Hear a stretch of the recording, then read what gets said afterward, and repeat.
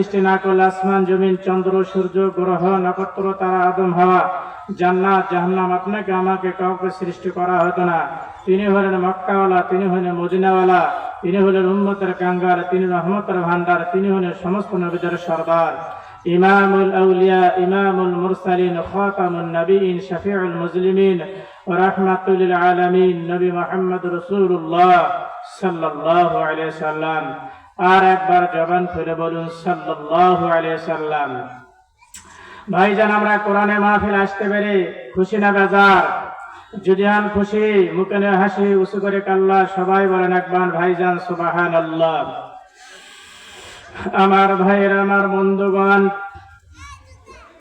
আল্লাহ পাক আপনাকে আমাকে জান্নাতের বাগানে, বেহেশতের বাগানে আসার এবং বসার জন্য তৌফিক দান করেছেন। এজন্য আল্লাহ তাআলা বেশি বেশি শুকরিয়া আদায় করার দরকার। আল্লাহ রাব্বুল আলামিন বলেন, ফাযকুরুনি আযকুরুকুম ওয়াশকুরুলি ওয়ালা তাকফুরুন। আল্লাহ পাক বলেন, তোমরা আমাকে স্মরণ করো, আমিও তোমাকে স্মরণ করব। আল্লাহ পাক বলেন, তোমরা আমাকে স্মরণ করো, আমি তোমাদের স্মরণ করব। ওয়াশকুরুনি ওয়ালা তাকফুরুন, তোমরা শুকরিয়া আদায় করো না, শুকরিয়া করো না।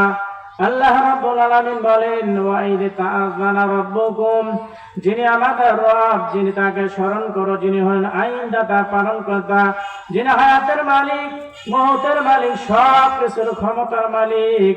লাইন শাকারাতুম লাযিদান্নাকুম, আল্লাহ পাক বলে, যারা আমার নিয়ামত পাওয়ার পর শুকরিয়া আদায় করে, আমি আল্লাহ রাব্বুল আলামিন তার নিয়ামতকে বাড়ায় দেই। বলুন সুবহানাল্লাহ।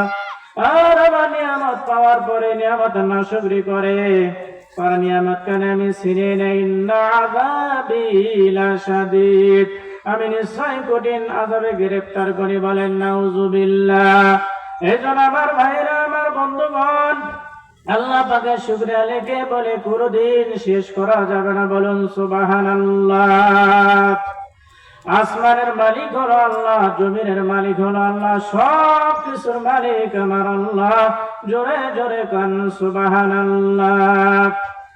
আমার ভাইরা, আমার বন্ধুগণ, এমন একটা কিতাবের মাহফিল, যালিকাল কিতাবু লা রাইবা ফিহি, এমন একটা কিতাব যে কিতাবের মধ্যে কোনো ভুল নাই, কোনো সন্দেহ নাই, কোনো অবকাশ নাই।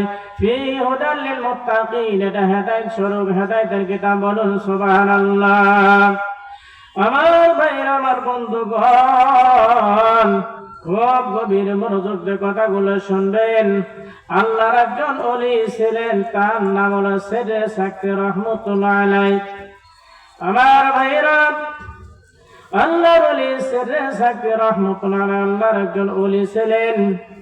ভাইজান, তার সঙ্গে কোন কোরআনের একজন হাফেজ, 30 পারা কোরআন হাফেজের মহব্বত ছিল, ভালোবাসা ছিল। আল্লাহর ওলি সেরে সাকতি রহমতুল্লাহ আলাইহির সঙ্গে ভালোবাসা একজন কোরআনের হাফেজ, 30 পারা কোরআনের হাফেজের সাথে মহব্বত ছিল, ভালোবাসা ছিল। অনেক দিন তার সঙ্গে যাওয়া আসা করতো, মহব্বত ছিল, ভালোবাসা ছিল। ভাইজান,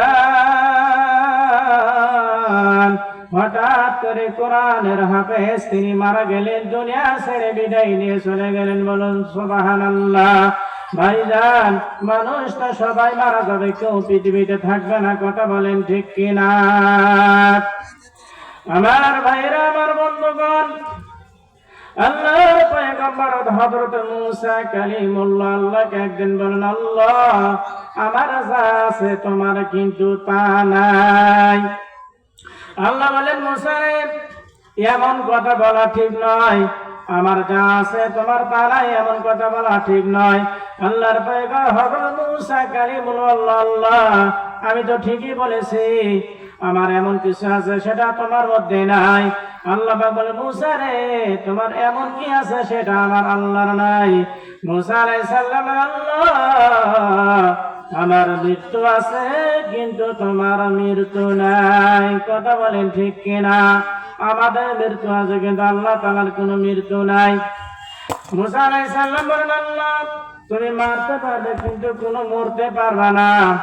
আর আমি মরতে পারবো, আমি কাউকে মারতে পারবো না। কথা বলেন ঠিক কিনা? এজন্য আমাদের মরাটা হবে। কুল ইন্না সালাতি ওয়া নুসুকি ওয়া মাহইয়ায়া ওয়া মামাতি লিল্লাহি রাব্বিল আলামিন। নিশ্চয় আমার নামাজ, আমার জীবন, আমার মরণ সব কিছু আল্লাহ তাআলার জন্য হালাল। কথা বলেন ঠিক কিনা?